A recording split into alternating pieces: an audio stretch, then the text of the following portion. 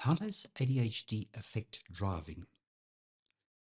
I can almost predict how an adult with ADHD is going to drive.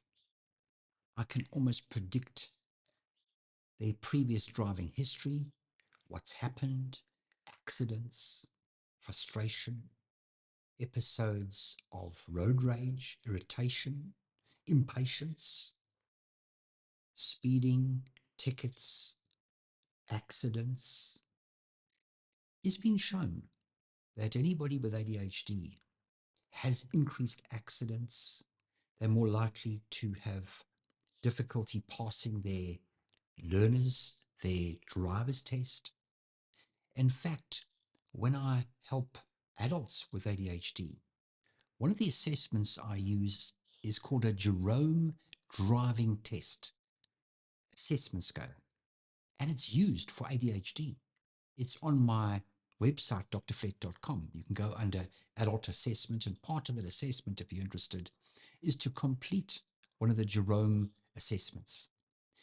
So if you have ADHD and you have other problems like anxiety, you have difficulty with emotional regulation, it's going to impact things hugely.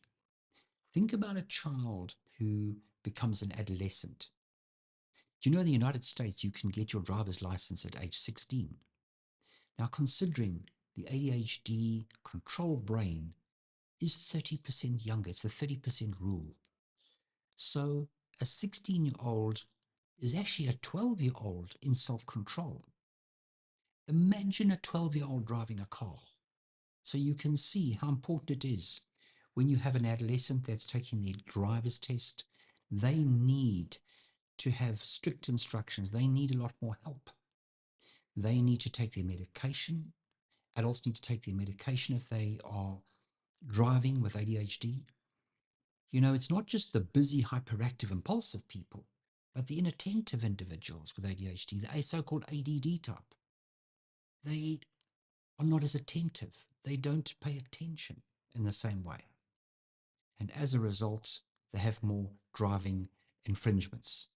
You know, in Germany, they did an assessment, and they did a research project where they went to the traffic department and they got retrospectively all the driving infringements, those that had kind of more tickets, that had speeding, parking tickets, delayed their parking ticket payments, speeding ticket payments.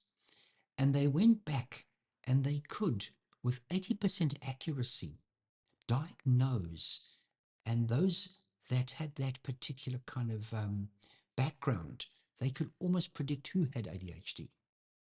ADHD in driving is such an important thing to think about if you as an adult or you have an adolescent that is learning to drive.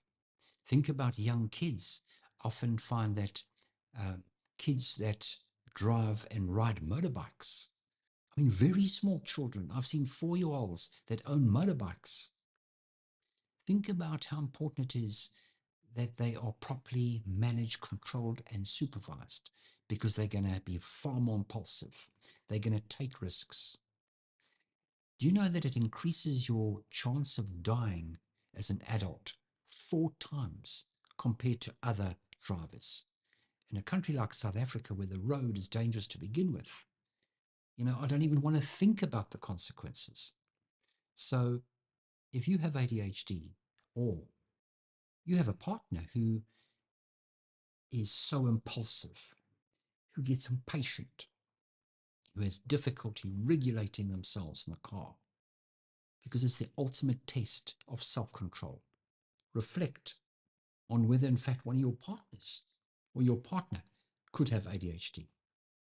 So it's so important to make sure that those that have ADHD, those thrill seekers, whether it is doing any kind of motorized or even bicycle, off-road, if they're kind of riding, driving, it's critical that those with ADHD are managed, supervised, and take their medication.